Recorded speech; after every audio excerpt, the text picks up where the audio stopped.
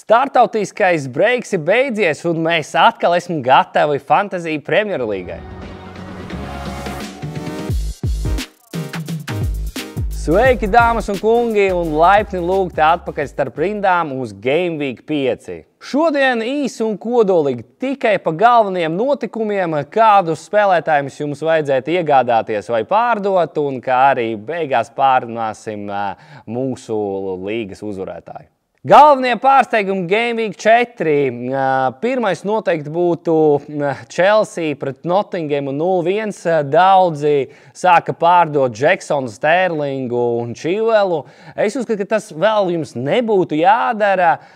Vienīgais, ko es varētu pieminēt, ir Gusto. Iespējams, viņu nomainīs Reece James. Un, protams, centrālā spēle Manchesterā pret Arsenālu, kur Arsenāls spēlēja mājās, parādīja izcilu futbolu. Manchester mēģināja izraut uzvaru, bet, diemžēl, milimetri izšķīra golu, kas bija pašās spēles beigās. Arī Arsenāls parādīja raksturu. Gabriels Jesus atgriezās, iesitot ļoti skaistu golu, augstasinīgi, ļoti emocionāli.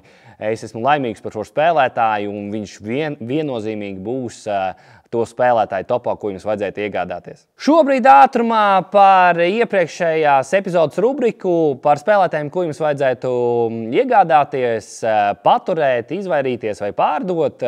Īs pārskats, tātad mēs atminējām 13 no 18 prognozēm, 72%, kas ir diezgan labi. Tātad spēlētāji, ko mums vajadzētu iegādāties, bija Madisons, Udogi, Bowens un Edersons. Nenospēlēja tikai Edersons. Spēlētājiem, no kuriem vajadzētu izvairīties, bija Marčin, Ketija, Leno, Cash un Mitoma. Nedaudz netrāpījām ar Mitomu, bet visi pārējie tiešām nenospēlēja. Spēlētāji, kurus vajadzētu paturēt, bija Bruno, Markus, Watkins, Saka un Fodens.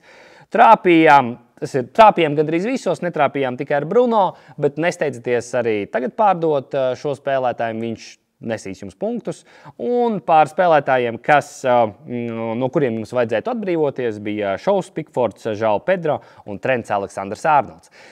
Šobrīd tā ir viena no galvenajām neprecizitātēm. Trents Aleksandrs-Arnolds padeva piespēli, guva 12 punktus kopā ar maksimāliem bonus punktiem.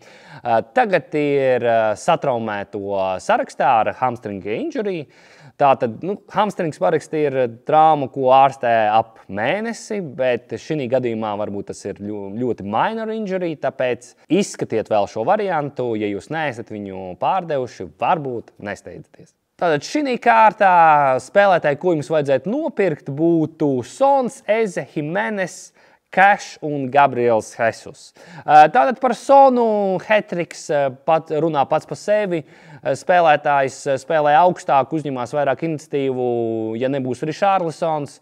Un, diemžēl, Richarlisons visdrīzāk nebūs. Ir arī mentālas problēmas, cilvēks nevar iesist golu, problēmas izlasē un tā tālāk un tā tālāk. Un šobrīd, pat ja man šis spēlētājs ļoti simpatizē, es laikam neieteikšu viņu Game Week 5.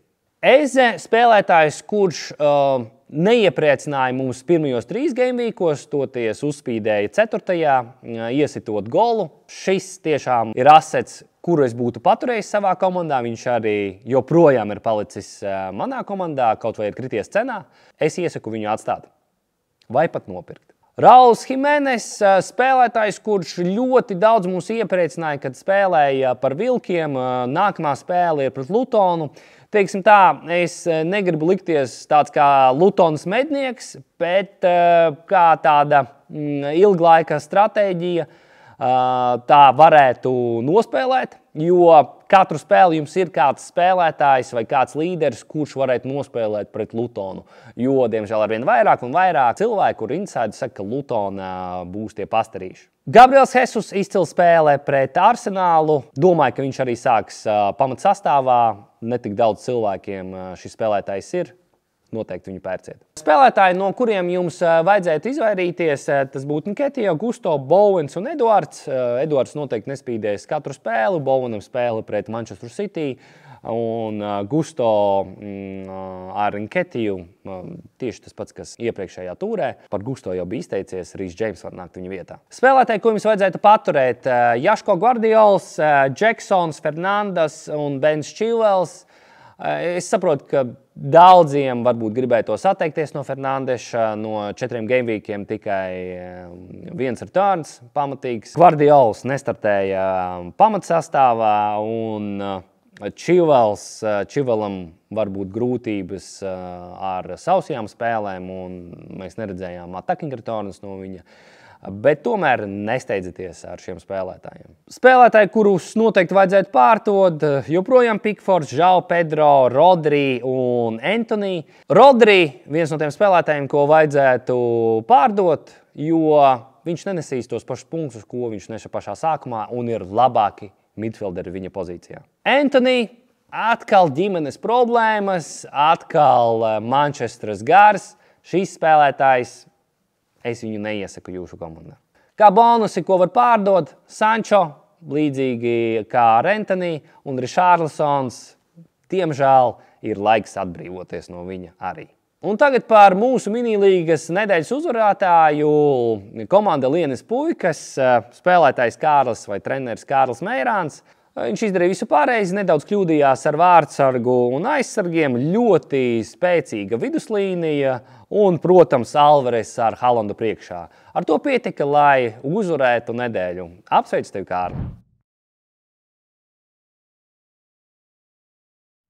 Šobrīd epizode būs nedaudz īsāka. Mēs joprojām taustamies par formātu. Redzēsim, kā patiks auditorijai. Noteikti, ja jums ir kādi ieteikumi vai jautājumi, rakstiet komentāros par padiskutēt par Anglijas Premjerlīgu. Bet šobrīd es no jums atvados un gaidīšu jūs nākamnedēļ. Vai tu zini to sajūtu? To adrenalīnu pirms starta? Spriedzi pirms pēdējiem metriem, satraukumu pirms pēdējā metiena, klusumu pirms pēdējā sitiena un uzvaru. To jūt tikai drosmīgie. Ienāc BetSafe un sajūti uzvaras garšu jau no pirmās likmes. BetSafe, jo uzvara sākas ar drosmi.